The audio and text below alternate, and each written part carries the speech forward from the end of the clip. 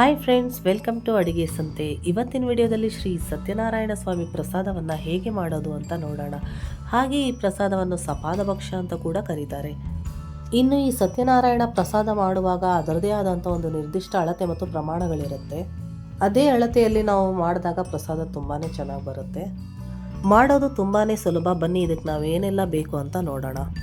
ಮೊದಲಿಗೆ ಒಂದು 3 table spoon ಆಗೋವಷ್ಟು ಚಿಕ್ಕದಾಗಿ ಕಟ್ ಮಾಡಿರೋಂಥ ಬಾಳೆಹಣ್ಣು ಪೀಸ್ಗಳು, ಹಾಗೆ ಒಂದು 8ರಿಂದ 10 ದ್ರಾಕ್ಷಿ ಮತ್ತು ಒಂದು 8ರಿಂದ 10 ಗೋಡಂಬಿ, ಮತ್ತು 1 ಬಟ್ಲು ಹಾಲು, ಹಾಗೆ 1 ಬಟ್ಲು ಚಿರೋಟಿ ರವೆ.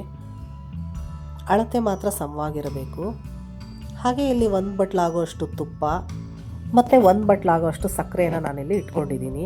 ನೀವಿಲ್ಲಿ ನೋಡ್ತಾ ಇರ್ಬೋದು, ಇಲ್ಲಿ ಹಾಲು, ತುಪ್ಪ, ಸಕ್ಕರೆ ಹಾಗೆ ಚಿರೋಟಿ ರವೆ ಎಲ್ಲನೂ ಒಂದೊಂದು ಬಟ್ಲು ಮೆಜರ್ಮೆಂಟಲ್ಲಿ ನಾನು ತೊಗೊಂಡಿದ್ದೀನಿ.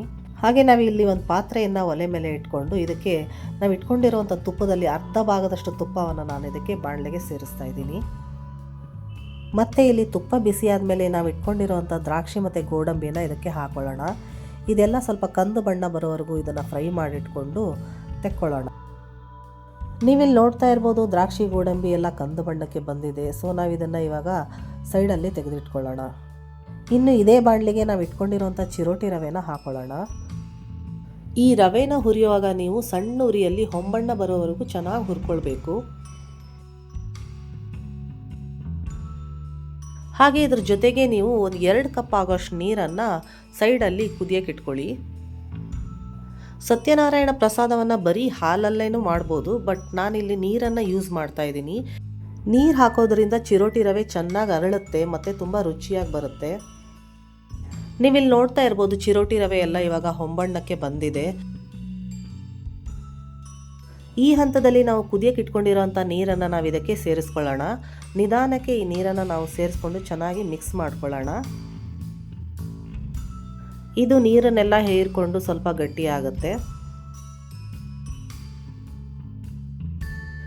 ಇದನ್ನೆಲ್ಲ ಚೆನ್ನಾಗಿ ಮಿಕ್ಸ್ ಮಾಡಿಕೊಂಡು ಒಂದು 30 ಸೆಕೆಂಡ್ಗಳ ಕಾಲ ಇದನ್ನು ನಾವು ಹಾಗೆ ಬಿಡೋಣ. ಇವಾಗ ಇದಕ್ಕೆ ಕಟ್ ಮಾಡಿ ಇಟ್ಕೊಂಡಿರೋಂಥ ಬಾಳೆಹಣ್ಣು ಪೀಸ್ಗಳನ್ನು ಸೇರಿಸ್ಕೊಳ್ಳೋಣ. ಇದನ್ನೆಲ್ಲ ಚೆನ್ನಾಗಿ ಮಿಕ್ಸ್ ಮಾಡಿಕೊಂಡು ಹಾಗೆ ಇದಕ್ಕೆ ನಾವು ಇಟ್ಕೊಂಡಿರೋಂಥ 1 ಕಪ್ ಹಾಲನ್ನು ಕೂಡ ಸೇರಿಸ್ಕೊಂಡು ಇದನ್ನು ಚೆನ್ನಾಗಿ ಮಿಕ್ಸ್ ಮಾಡ್ಕೊಳ್ಳೋಣ. ಇದೆಲ್ಲ ಮಿಕ್ಸ್ ಆದಮೇಲೆ ನಾವು ಇಟ್ಕೊಂಡಿರೋಂಥ 1 ಕಪ್ ಸಕ್ಕರೆನ ಇದಕ್ಕೆ ಸೇರಿಸ್ಕೊಳ್ಳೋಣ. ಇದನ್ನೆಲ್ಲ ನಾವು ಚೆನ್ನಾಗಿ ಮಿಕ್ಸ್ ಮಾಡ್ಕೊಳ್ಳೋಣ. ಸಕ್ಕರೆ ಎಲ್ಲ ಕರಗುತ್ತೆ. ನೀವಿಲ್ಲಿ ನೋಡ್ತಾ ಇರ್ಬೋದು, ಸಕ್ಕರೆ ಎಲ್ಲ ಕರಗಿದೆ. ಇವಾಗ ನಾವು ಉಳಿದಿರೋವಂಥ ಅರ್ಧ ಕಪ್ ತುಪ್ಪನ ಮಧ್ಯದಲ್ಲಿ ಸ್ವಲ್ಪ ಸ್ವಲ್ಪನೇ ಸೇರಿಸ್ತಾ ಇದನ್ನು ಚೆನ್ನಾಗಿ 3ರಿಂದ 4 ನಿಮಿಷಗಳ ಕಾಲ ಚೆನ್ನಾಗಿ ಹುರ್ಕೊಳ್ಬೇಕು. ಅಂದರೆ ಸತ್ಯನಾರಾಯಣ ಪ್ರಸಾದ ತುಂಬಾ ಚೆನ್ನಾಗಿ ಬರುತ್ತೆ. ನಾನಿಲ್ಲಿ ಉಳಿದಿರೋ ತುಪ್ಪ ಎಲ್ಲನೂ ಹಾಕಿಬಿಟ್ಟು ಇದನ್ನು ಚೆನ್ನಾಗಿ 3ರಿಂದ 4 ನಿಮಿಷಗಳ ಕಾಲ ಚೆನ್ನಾಗಿ ಹುರ್ಕೊಂಡಿದ್ದೀನಿ. ಇದೆಲ್ಲ ಚೆನ್ನಾಗಿ ಹುರ್ಕೊಂಡಾಯಿತು. ಇವಾಗ ಸ್ಟವ್ ಆಫ್ ಮಾಡೋಕ್ಕಿಂತ ಮುಂಚೆ ಒಂದು ಅರ್ಧ ಸ್ಪೂನಷ್ಟು ಏಲಕ್ಕಿ ಪೌಡರ್ನ ನಾನು ಇದಕ್ಕೆ ಸೇರಿಸ್ಕೊಳ್ತಾ ಇದ್ದೀನಿ. ಇದೆಲ್ಲ ಚೆನ್ನಾಗಿ ಮಿಕ್ಸ್ ಆದಮೇಲೆ ಇದಕ್ಕೆ ನಾವು ಹುರಿದಿಟ್ಕೊಂಡಿರೋಂಥ ಗೋಡಂಬಿ ದ್ರಾಕ್ಷಿ ಕೂಡ ಸೇರಿಸ್ಕೊಳ್ಳೋಣ. ಇದನ್ನೆಲ್ಲ ಚೆನ್ನಾಗಿ ಮಿಕ್ಸ್ ಮಾಡಿಕೊಂಡ್ರೆ ಬಿಸಿ ಬಿಸಿಯಾಗಿರುವಂಥ ಸಪಾದ ಭಕ್ಷ್ಯ ಅಂದರೆ ಶ್ರೀ ಸತ್ಯನಾರಾಯಣ ಸ್ವಾಮಿಯ ಪ್ರಸಾದ ರೆಡಿ ಆಗುತ್ತೆ.